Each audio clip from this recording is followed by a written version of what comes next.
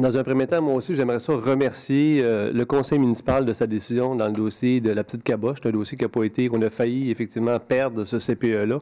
Ça aurait été une catastrophe pour les citoyens. Donc, j'aimerais vraiment remercier le conseil municipal pour leur action dans ce dossier-là. J'aimerais aussi féliciter puis remercier les parents qui ont fait le nécessaire, qui se sont mobilisés, comme j'ai rarement vu dans un dossier. Ils ont pas lâché, ils ont tenu le coup. Ça a été, il y a eu aussi du brasse camarade au CPE. Donc, finalement, les parents ont fait le nécessaire et puis aujourd'hui, on arrive avec un dénouement heureux. Donc, j'aimerais remercier puis féliciter tout le monde. Deuxièmement, moi aussi, j'accueille favorablement ce qui a été dit aujourd'hui relativement au stationnement de nuit. J'aimerais, M. le maire, que la présentation qui va être faite au conseil municipal soit également faite à moi et à Justin. Ça pourrait être fait le même soir dans notre salle administrative ou la semaine suivante. Donc, on n'a pas de préférence. Donc, sur la disponibilité des fonctionnaires, on aimerait nous aussi recevoir la présentation. Puis, on pourra nous aussi donner nos commentaires et nos suggestions par rapport à cet important projet pour les citoyens. J'aimerais saluer aussi le mot de Stéphane Legrand. Je partage le constat, je partage l'opinion qui a été émise là, par Stéphane Legrand. Moi aussi, je suis d'accord que je suis un partisan qu'on fasse des débats au niveau des idées plutôt que d'attaquer les personnes. Cependant, si on veut faire des débats d'idées, il faut être à l'écoute, des conseillers. Lorsque les conseillers veulent s'exprimer, veulent exprimer une opinion, bon, il faut accepter de les écouter plutôt que de les exclure.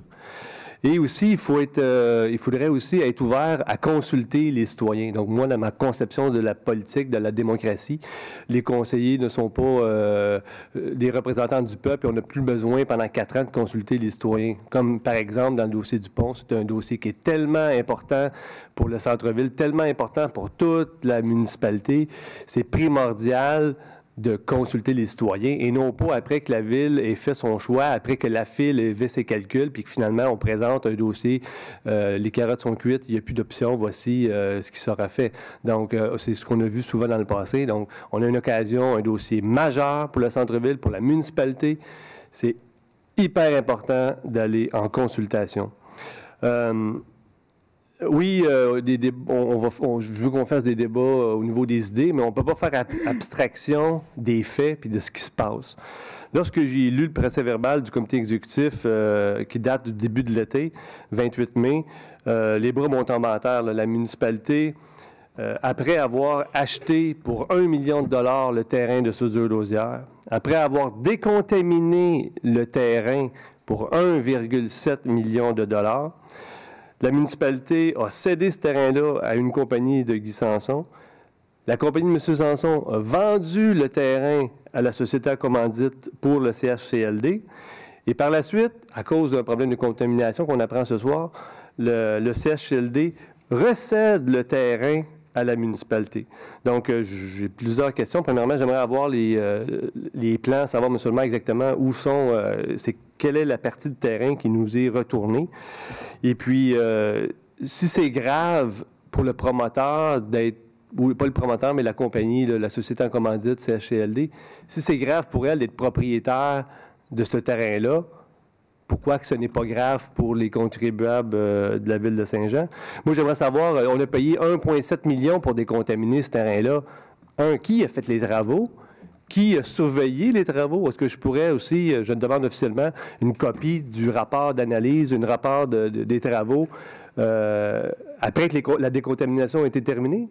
Si on a payé 1,7 million pour décontaminer le terrain, moi, j'imagine qu'on a nettoyé le terrain. Et là, on me dit que non, il y a encore de la contamination.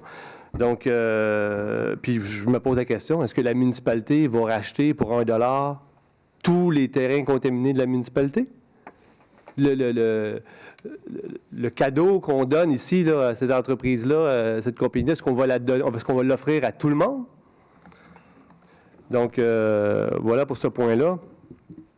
Dernièrement, relativement à la démolition de la Seigneur, Monsieur le maire, premièrement, j'aimerais que, lorsque je vous questionne sur vos ajustements d'avant les élections en 2009, j'aimerais, si possible, que vous arrêtiez de me parler de ce que vous avez fait en 2010.